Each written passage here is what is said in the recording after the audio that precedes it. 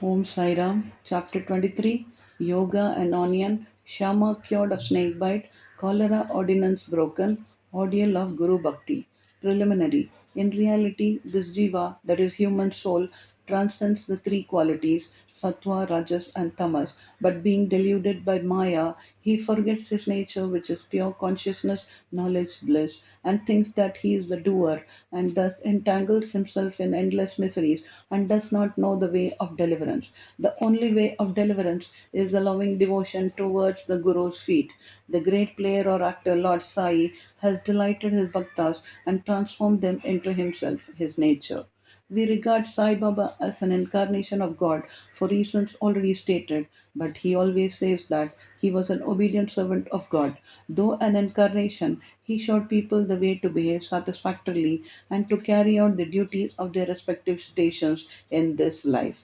He never emulated others in any way, nor asked others to have something done for him. For him who saw the God in all movable and immovable things of this world, humility was the virtue. None he disregarded or disrespected, for he saw Narayan in all beings. He never said, I am God, but that he was a humble servant, and he always remembered him and always uttered, Allah Malik. God is the sole proprietor or owner. We do not know the various kinds of saints, how they behave, what they do, etc. We only know that by God's grace they manifest themselves in this world to liberate the ignorant and bound souls. If there be any store of merits in our account, we get a desire or interest in listening to the stories and leela of the saints, otherwise not. Let us now turn to the main stories of this chapter. Yoga and Onion. Once it so happened that a sadhak of yoga came to Shirdi with Nana Sahib Chandorkar. He had studied all the works on yoga, including the Yoga Sutras of Patanjali, but had no practical experience. He could not concentrate his mind and attain samadhi even for a short time. He thought that if Sai Baba will be pleased with him, he will show him the way to attain samadhi for a longer time. With this object in view, he came to Shirdi, and when he went to the masjid, he saw Sai Baba eating chapati with onion. On seeing this, a thought crossed his mind. How can this man eating stale bread and with raw onion solve my difficulties and help me? Sai Baba read his mind and said to Nana Sahib, O Nana, he who has the power to digest onion should eat it and none else. Hearing this remark, the yogi was wonderstruck and he fell at Baba's feet with complete surrender. With pure and open mind, he asked his difficulties and got their solution from Baba. Thus, being satisfied and happy, he left Shirdi with Baba's udi and blessings. Shama cured of snake bite. Before Hemad Pant begins the story, he says about the jiva that it can be very well compared to a parrot and that they both are bound, the one in the body and the other in a cage. Both think that their present bound state is good for them. It is only when a helper, that is Guru, comes and by God's grace opens their eyes and liberates them from their bondage that their eyes are opened to a greater and larger life compared to which their former bound and limited life is nothing.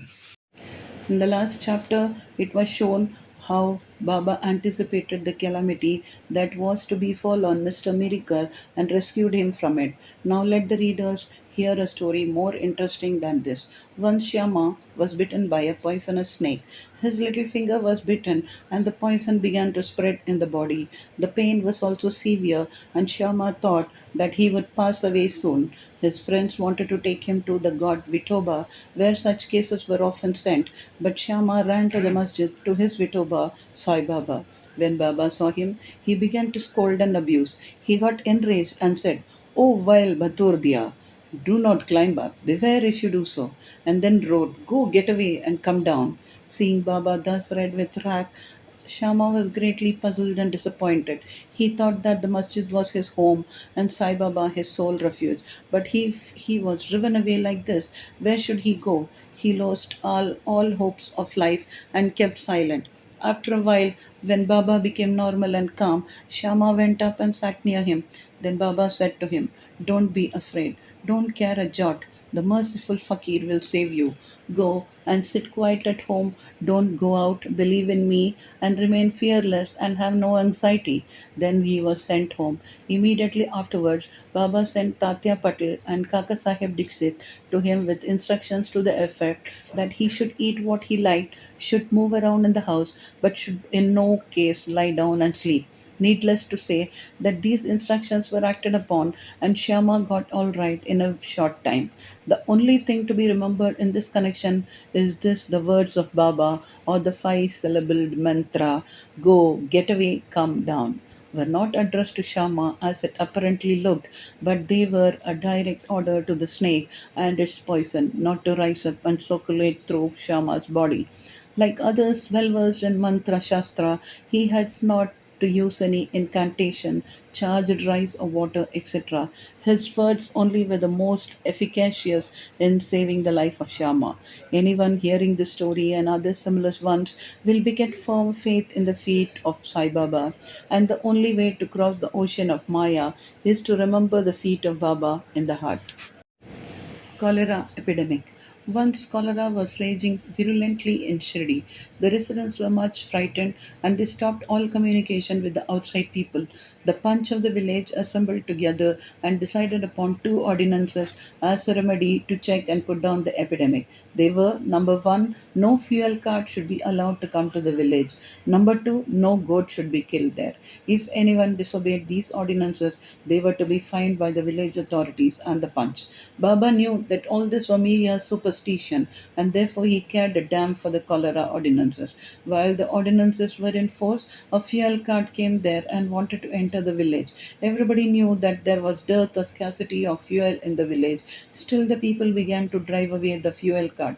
Baba came to know of this. He came to the spot and asked the cartman to take the fuel cart to the masjid. None dared to raise his voice against this action of Baba. He wanted fuel for his duni, and so he purchased it. Like an Agnihotri, keeping his sacred fire alive throughout his life, Baba kept his duni ever burning all day and night, and for this he always stocked up the fuel. Baba's home, masjid, was free and open to all. It had no lock and key, and some poor people removed some wood from there for their use. Baba did not grumble about this. Baba saw that the whole universe was pervaded by the Almighty, and so he never bore enmity or ill will to anybody. Though perfectly detached, he behaved like an ordinary householder to set an example to the people. Ordeal of Guru Bhakti. Let us now see how the second cholera ordinance fared with Baba. While it was in force, somebody brought a goat to the masjid. It was weak, old, and about to die. At this time, Fakir Pir Muhammad of Malegaon, alias Bade Baba, was near. Sai Baba asked him to behead it with one stroke and offer it as an oblation. This Bade Baba was much respected by Sai Baba. He always sat on the right side of Sai Baba. After the chilam was first smoked by him, it was then offered to Baba and others. After the dishes were served at the time of taking meals at noon, Baba called Bade Baba and made him sit on his left side, and then all partook of food. Baba paid him also daily rupees 50 out of the amount collected as dakshina. Baba accompanied him 100 steps whenever he went away from the masjid. Such was his position with Baba. But when Baba asked him to behead the goat, he flatly refused, saying, "Why should it be killed for nothing?" Then Baba asked Shama to kill it. He went to Radha Krishna Mai and brought a knife from her and placed it before Baba. Knowing the purpose for which the knife was taken, Shri called it. Then Shama went to bring another knife, but stayed in the Vada and did not return soon. Then came the turn of Kaka Sahib Dikshit. He was gold, no doubt, but had to be tested. Baba asked him to get a knife and kill the goat. He went to the Saty's Vada and returned with a knife. He was ready to kill it at Baba's bidding. He was born in a pure Brahmin family and never in his life knew killing. Though quite averse to do any act of violence, still he made himself bold to kill the goat. All the people wondered to see that while Bade Baba, a Mohammedan, was unwilling to kill it, but this Brahmin was making preparations to do so. He tightened his dhotar and with a semicircular motion raised his hand with the knife and looked at Baba for the final signal. Baba said, "What are you thinking of? Go on, strike." Then, when the hand was just about to come down, Baba said, "Stop."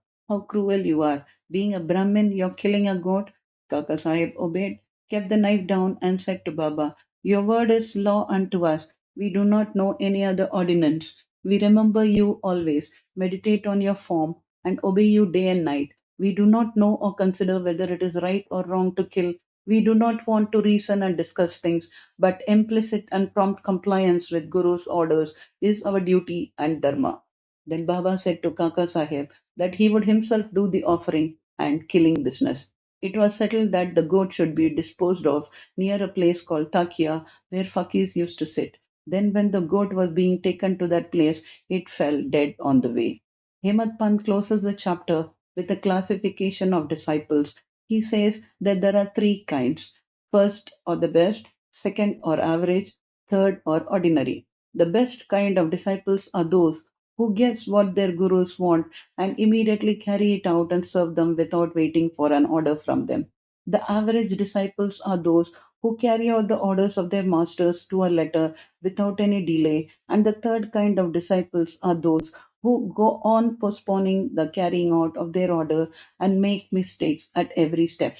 The disciples should have firm faith backed up by intelligence, and if they add patience to these, their spiritual goal will not be distant. Control of breath ingoing and outgoing, or hatha yoga or other difficult practices are not at all necessary. When the disciples get the above mentioned qualities, they become ready for further instructions, and the masters then appear and lead them on in their spiritual path to perfection. In the next chapter, we deal with Baba's interesting wit and humor. Bow to Sri Sai, peace be to all.